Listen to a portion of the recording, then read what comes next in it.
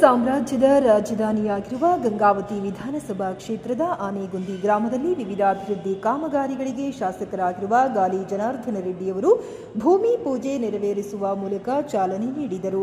ಗ್ರಾಮದ ಆರಾಧ್ಯ ದೈವ ಶ್ರೀರಂಗನಾಥ ಸ್ವಾಮಿ ದೇವಸ್ಥಾನದಿಂದ ಚಿಂತಾಮಣಿಯವರೆಗೂ ರಸ್ತೆ ಸುಧಾರಣೆ, 2 ಕಡೆ ಚರಂಡಿಗಳ ವೈಜ್ಞಾನಿಕವಾಗಿ ನಿರ್ಮಾಣ ಮತ್ತು ವಿನೂತನವಾಗಿ ವಿದ್ಯುತ್ ದೀಪಗಳ ಅಳವಡಿಕೆ, ಹಾಗೆಯೇ ನವಬೃಂದಾವನ ಅಭಿವೃದ್ಧಿ ಸೇರಿದಂತೆ ವಿಜಯನಗರ ಸಾಮ್ರಾಜ್ಯದ ಪ್ರಸಿದ್ಧ ಅರಸರಾಗಿದ್ದ ಶ್ರೀ ಕೃಷ್ಣದೇವರಾಯ ಸಮಾಧಿಯ ಶಿಲಾಮಂಟಪ ಅಭಿವೃದ್ಧಿಗಾಗಿ ಹಲವಾರು ಕಾರ್ಯಗಳನ್ನು ಕೈಗೊಳ್ಳಲಾಗುತ್ತಿದೆ ಮತ್ತು ಚುನಾವಣಾ ಪೂರ್ವದಲ್ಲಿ ಶ್ರೀರಂಗನಾಥ ಸ್ವಾಮಿ ದೇವಸ್ಥಾನದಲ್ಲಿ ನೀಡಿದ ಆಶ್ವಾಸನೆಯಂತೆ ಅಭಿವೃದ್ಧಿ ಕಾರ್ಯಗಳನ್ನು ಕೈಗೊಳ್ಳಲಾಗಿದೆ ಎಂದು ಶಾಸಕರಾಗಿರುವ ಗಾಲಿ ಜನಾರ್ದನ ರೆಡ್ಡಿಯವರು ತಿಳಿಸಿದರು. ಕಾರ್ಯಕ್ರಮದ ವೇದಿಕೆಯಲ್ಲಿ ಆನೆಗುಂದಿ ಗ್ರಾಮದ ಪ್ರಮುಖರಾಗಿರುವ ಟಿಜಿ ಬಾಬು, ಮಲ್ಲಿಕಾರ್ಜುನ್ ಸ್ವಾಮಿ, ಮಂಜುನಾಥ್ ಕಲಾಲ್, ಬಿಜೆಪಿ ಗ್ರಾಮೀಣ ಮಂಡಲ ಅಧ್ಯಕ್ಷರಾಗಿರುವ ದುರ್ಗಪ್ಪ ಆಗೋಲಿ, ಪಕ್ಷದ ಕೊಪ್ಪಳ ಜಿಲ್ಲಾ ಉಪಾಧ್ಯಕ್ಷರಾದ ಮನೋಹರ ಗೌಡ ಹೆರೂರ್, ಯಮನೂರಪ್ಪ ಚೌಡ್ಕಿ ಹಾಗೂ ಆನೆಗುಂದಿ ಗ್ರಾಮದ ಪ್ರಮುಖರು ಉಪಸ್ಥಿತರಿದ್ದರು.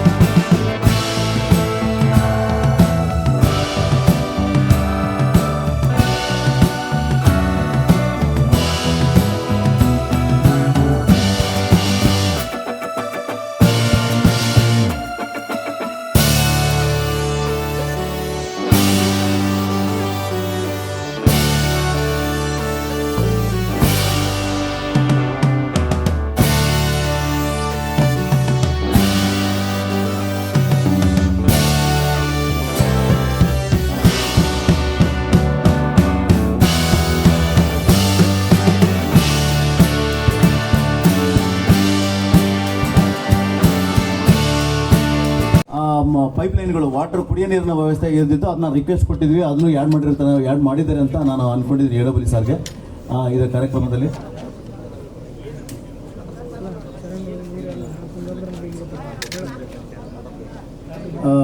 ಅದು ನಾವು RWSನವರ ಡಿಪಾರ್ಟ್ಮೆಂಟ್ ಅವರಿಗೆ ಅವ್ರದ್ದು ವರದಿಯನ್ನು ಸಲ್ಲಿಸಿ ಅವ್ರ ಜೊತೆಗೂ ಮಾತಾಡಿ ಸಂವಹನ ಮಾಡಿ ಈ ಕಾರ್ಯಕ್ರಮಕ್ಕೆ ಚಾಲನೆ ಕೊಡ್ತಾ ಇದ್ದೀವಿ.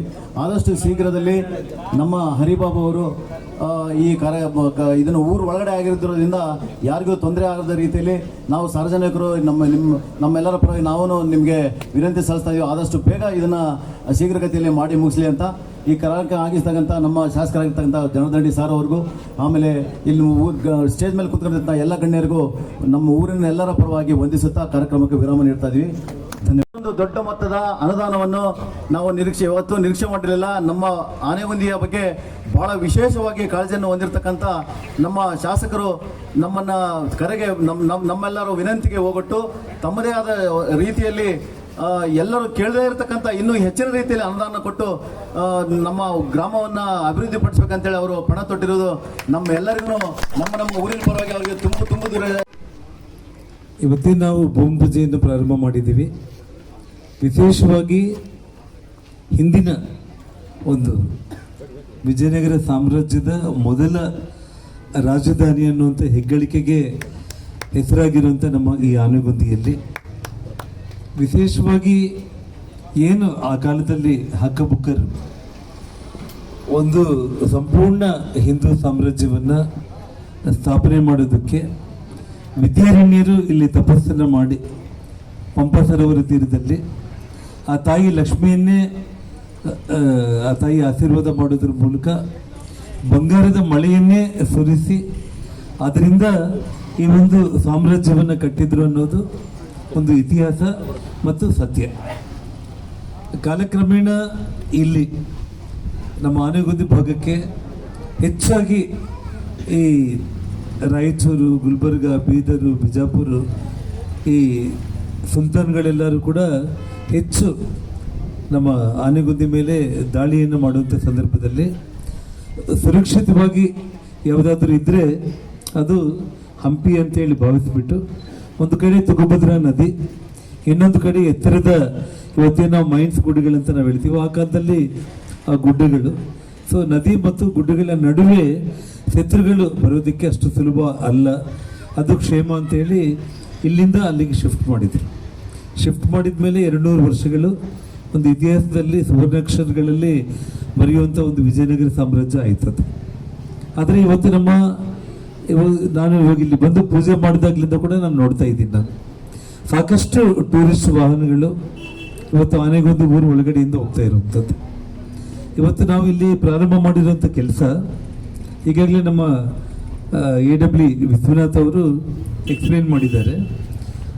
ಇವತ್ತು ನಮ್ಮ ದ್ವಾರ ಬಾಗಿಲಿಂದ ಹಿಡಿದು ಚಿಂತಾಮಣಿ ತನಕ ರಸ್ತೆ, ಡ್ರೈನೇಜು ಮತ್ತು ಬೇವರ್ಸು, ಅದೇ ಒಂದು ರೀತಿಯಲ್ಲಿ ನಮ್ಮ ನವವೃಂದಾವನ ತನಕ ಕೂಡ ರಸ್ತೆ ಎರಡೂ ಬದಿಯಲ್ಲಿ ಕೂಡ ಪೇವರ್ಸನ್ನು ಹಾಕೋದ್ರ ಮೂಲಕ ಡ್ರೈನೇಜ್ ವ್ಯವಸ್ಥೆಯನ್ನು ಮಾಡೋದ್ರ ಮೂಲಕ ಮತ್ತು ವಿದ್ಯುತ್ ದೀಪಗಳನ್ನು, ಲೈಟ್ ಕಂಬಗಳನ್ನು ಹಾಕ್ದೇನೆ ಇವತ್ತು ಕಲ್ಲಲ್ಲಿ ಯಾವ ರೀತಿ ಇವತ್ತು ನಮ್ಮ ರಂಗನಾಥ ಸ್ವಾಮಿ ದೇವಸ್ಥಾನದಲ್ಲಿ ಎಂಟ್ರೆನ್ಸಲ್ಲಿ 2 ಪಿಲ್ಲರ್ಸ್ ಇದೆ ಕಲ್ಲಲ್ಲಿ.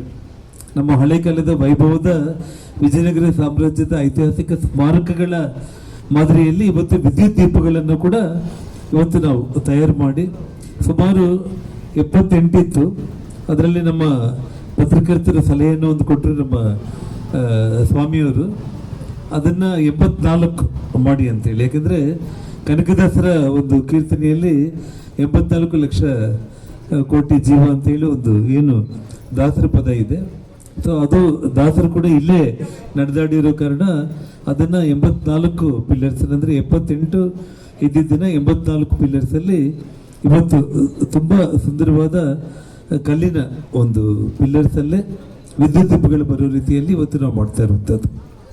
ಜೊತೆಗೆ ಆನೆಗುಂದಿ ಮುಂಭಾಗದಲ್ಲಿ ಹೊರಗಡೆ 12 ಎಕರೆ ಜಮೀನನ್ನು ಹವಾಮ ವ್ಯಾಪ್ತಿಯಲ್ಲಿ ತಗೊಂಡ್ಬಿಟ್ಟು ಬರುವಂಥ ಪ್ರವಾಸಿಗರಿಗೆ, ಭಕ್ತಾದಿಗಳಿಗೆ ಅಲ್ಲಿ ಪಾರ್ಕಿಂಗ್ ವ್ಯವಸ್ಥೆ, ಈಗಾಗಲೇ ಶೌಚಾಲಯ ನಾನು ಒಂದು ಕಟ್ಟಿಸಿದ್ದೀನಿ 25 ಲಕ್ಷ ವೆಚ್ಚದಲ್ಲಿ. ಅದಲ್ದಾಗೇನೆ ಪ್ರವಾಸಿಗರಿಗೆ ಕಾರ್ ಪಾರ್ಕಿಂಗ್ ಎಲ್ಲ ಮಾಡಿಕೊಂಡು ಅವ್ರು ಏನಾದರೂ ಒಂದಿಷ್ಟು ರೆಸ್ಟ್ ರೂಮ್ಗಳಿಗೆ ಹೋಗ್ಬೇಕಂದ್ರೂ ಒಂದಿಷ್ಟು ತಿಂಡಿ ಬೇಕಂದ್ರೂ ಕೂಡ ಅಲ್ಲೆಲ್ಲ ವ್ಯವಸ್ಥೆ ಮಾಡಿ ಅಲ್ಲಿ ಎಲ್ಲ ಕಾರುಗಳು ಬಸ್ಗಳು ಯಾವುದು ಕೂಡ ಇನ್ಮೇಲೆ ಆನೆಗೊಂದು ಊರಲ್ಲಿ ಬರೋಂಗಿಲ್ಲ. ಅಂದರೆ ಆನೆಗೊಂದು ಊರವ್ರಿಗೆ ಮಾತ್ರ ಅವಕಾಶ ಇದೆ. ಆನೆಗೊಂದಿ ಗ್ರಾಮದಲ್ಲಿ ಇರುವಂಥವ್ರು ಮಾತ್ರ ಅವ್ರ ಕಾರುಗಳು ಬೈಕ್ ಇದ್ದರೆ ಅವ್ರ ಮನೆಗೆ ಹೋಗೋದಕ್ಕೆ ಕಾರುಗಳನ್ನು ಬೈಕ್ಗಳನ್ನ ಉಪಯೋಗಿಸ್ಬೋದು. ಇನ್ಮೇಲೆ ಒಂದು 20 ಬ್ಯಾಟ್ರಿ ಕಾರ್ಗಳನ್ನು ನಾನು ಕೊಡಿಸೋದ್ರ ಮೂಲಕ ಇಲ್ಲಿ ನಮ್ಮ ಆನೆಗೊಂದಿಯಲ್ಲಿ ಸುಮಾರು ಒಂದು 3 ಶಿಫ್ಟಲ್ಲಿ ಕೆಲಸ ಮಾಡಿದ್ರು ಕೂಡ ಒಂದು 60 ಮಂದಿ ಯುವಕ ಮತ್ತು ಯುವತಿಯರಿಗೆ ಕೆಲಸ ಕೂಡ ಸಿಗುವಂಥ ಕೆಲಸ ಇವತ್ತು ನಾನು ಮಾಡಿಕೊಡ್ತಾ ಇದ್ದೀನಿ. ಆ ಬ್ಯಾಟ್ರಿ ಕಾರ್ಗಳ ಮೂಲಕನೇ ಇನ್ಮೇಲೆ ಚಿಂತಾಮಣಿಗೆ ಮತ್ತು ನವವೃಂದಾವನಕ್ಕೆ ಹೋಗೋದಕ್ಕೆ ಅವಕಾಶ ಮಾಡಿಕೊಡೋದ್ರಿಂದ ಊರು ತುಂಬ ಸುಂದರವಾಗಿರುತ್ತೆ ಮತ್ತು ಯಾವುದೇ ಒಂದು ರೀತಿಯಲ್ಲಿ ಪೊಲ್ಯೂಷನ್ ಆಗಲ್ಲ, ಸಣ್ಣ ಊರಾಗಿರೋ ಕಾರಣ ಇದು ಒಂದು ವಿಚಾರ. ಇದಾದಮೇಲೆ ಈ 5 ಕೋಟಿ ಕೆಲಸ ಇವತ್ತು ಪ್ರಾರಂಭ ನಾವು ಮಾಡಿದ್ದೀವಿ. ಇದು ಇನ್ನೊಂದು ನಮ್ಮ ಹರಿಬಾಬು ಅವರು ಹೇಳಬೇಕು, ಎಷ್ಟೋ 6 ತಿಂಗಳಲ್ಲಿ ಮುಗಿಸ್ಬೋದ? ಮುಗಿಯುತ್ತೆ 6 ತಿಂಗಳಲ್ಲಿ, 3 ತಿಂಗಳಲ್ಲೇ ಅಲ್ಲ. ಅವ್ರು ಕೂಡ ನಾನು ಆಲ್ರೆಡಿ ಹೇಳಿದ್ದೀನಿ, ಒಂದು 2-3 ಟೀಮ್ಗಳನ್ನು ಮಾಡಿಬಿಟ್ಟು ಸೈಮಲ್ಟೇನಿಯಸ್ ಆಗಿ ಕೆಲಸ ಮಾಡಲಿಕ್ಕೆ ಅಂತೇಳಿ ಒಂದು 6 ತಿಂಗಳ ಒಳಗಡೆ ಕಂಪ್ಲೀಟ್ ಕೆಲಸ ಮುಗಿಯುವಂಥ ನನ್ನ ಟಾರ್ಗೆಟು.